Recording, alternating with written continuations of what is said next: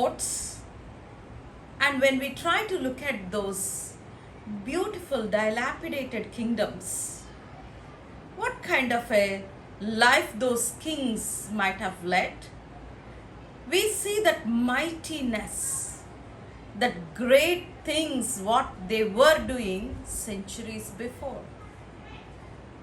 When I visited Kakatiya forts in Warangal, I felt amazed looking at their architecture. And if their architecture is so, what kind of life, what kind of mighty, powerful kings were ruling those days? It just took me back some thousands and thousands of years how it was when it was so live. Is it not? When we look at the statues, when we look at the courts, when we look at the dilapidated forts, we reminded many things of the past glory. My dear students, parents, teachers, and all the well-wishers, welcome back to another beautiful poem, which is a crown of poetry. P.B. Shelley, Persis B. Shelley, English essayist, novelist, a poet. 29 years, great work of art. When he was alive, when he was writing these books, he was not recognized. He may not be so famous during his lifetime, but he became so popular, his work was recognized after many of the English writers denoted and taken his writings as a benchmark writing. And Ozymandias is one of the most popular and well-known poem of P.B. Shelley. I would like to read few things from the lines of it. It is a sonnet. Sonnet is a 14-line poem. First, it is called as octave, 8 lines. Then setet, it is 6 lines closing, using an open kind of different kinds of meter, which is used with the 14 syllables in every line. A beautiful lines of P.B. Shelley, where it talks about a great statue, an ancient place where a traveler was traveling by and saw this broken statue, and he calls it as a trunkless. Trunkless is there is no upper part of the body, but only lower legs were nicely built on a pedestal. Huge statues we have. We see so many great statues. 5th BC also, 5th century statues. 100 BC, 500 AD, so many statues. Beautiful sculpturing of the statues. And this statue is unique because it is trunkless. The upper part was broken, maybe because of the age, the storms, the earthquakes. We don't know the reason, but the traveler saw only that much. But there was a beautiful writing on the pedestal where it was, the big block. On that the statue was built, and down it was written so nicely. So this poem he started writing, actually P.B. Shelley, he led a very difficult life. We can call it a life crisis. He was not so happy. He made himself a self-exile into Italy.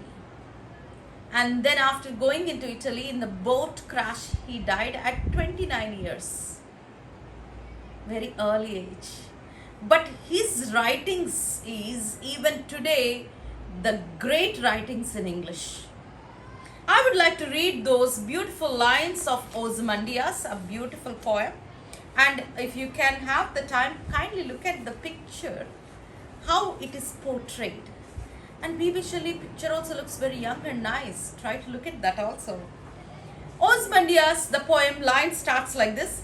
I met a traveler from an antique land, and an ancient. Antique is very old, unique, ancient land, who said, so the traveler said, two vast and trunkless legs of a stone stand in the desert.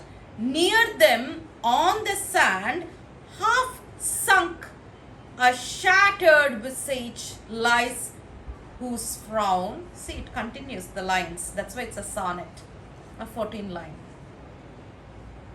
And he says, I was traveling in an ancient, good old land, and in the desert I came across trunkless legs were on the stone built pedestal, and there's nothing up, only two legs.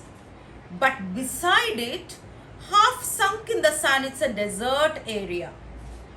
You don't find any inhabitants there. Desert, sandy, all around. And there was a head, half broken, but still you can find the head over there, which is sunk in the sand a little bit. But you can see the frown of the face on that statue. You look at this, some statues, they're so lively. If you look at their eyes in the statue, it looks, they are as if, looking at you. That's the greatness of the sculptor. How beautifully he molded and he put life into that sculpture. Here, you can see the frown of that face and wrinkled lip. Wrinkled lip. How beautiful is the statue, right? Wrinkled, frown, all the expressions are on that face, which is broken and sunk almost in the sand. A shattered visage lies, whose frown and wrinkled lip, and a sneer of cold command. Looks a little tough. Maybe the face, there is some scorn. Scorn is sometimes you give cold look. Somebody is trying to tell you something, but you're not appreciating, you're not accepting. Instead of a warm smile, you give a cold look and cold smile. During that cold emotion, your lips will go a little high and your mouth will be wrinkled up. That was beautifully sculpted in that stone sculpturing, where the broken face is showing that emotion. And tell that its sculptor well those passions read. That face, which was almost dilapidated, broken, half sunk, is showing the passion.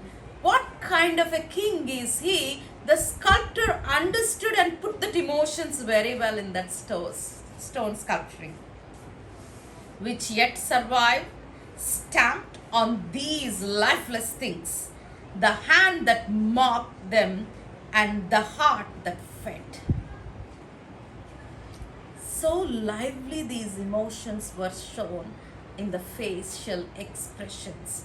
What king, when he used to live, was lively in the handwork of the sculptor. How beautifully portrayed this. And on the pedestal these words appear. So the face was down, broken. Only on the pedestal, two legs which were broken because the legs were only up to knee length. The trunkless legs. Upper part is somewhere. Maybe during the earthquake or during the wars or during the storms, desert storms, maybe the whole, the statue was broken down. Only that much is left. But the stone built pedestal has some words written on it. What is written? My name is Ozymandias, King of Kings. Look upon my works, ye mighty and despair. So maybe the king might have made this statue for him, the sculpture for him, so that it stands there for generations and generations and centuries. That's why he's written, my name is Ozymandias and I am King of Kings. Look upon my works. Look at the work. What is the work now? Only legs were there, broken head.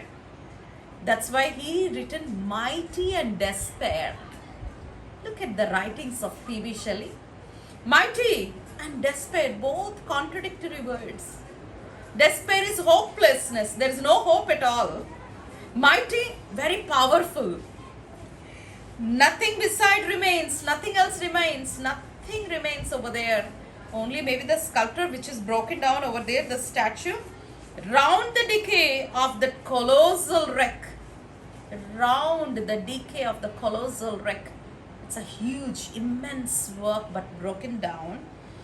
Boundless and bare, the lone and level sands stretch far away. Boundless, there is no limitation, there is no boundary. Bare, open, naked, open to the whole weather, whatever the weather or the atmosphere. And it is just lone, stretched far away, nearby, nobody is there. But that's the vain mightiness. That's what P.B. Shelley understood about the life and portrayed this Ozymandias as one of his greatest writings of P.B. Shelley.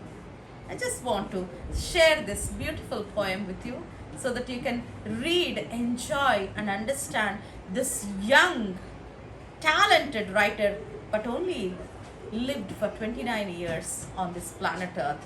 Even now, after so many years, this was maybe his lifetime was around 1862 to 1912, something like that, but almost even after 100 years, we still read about his work of art, his poetry.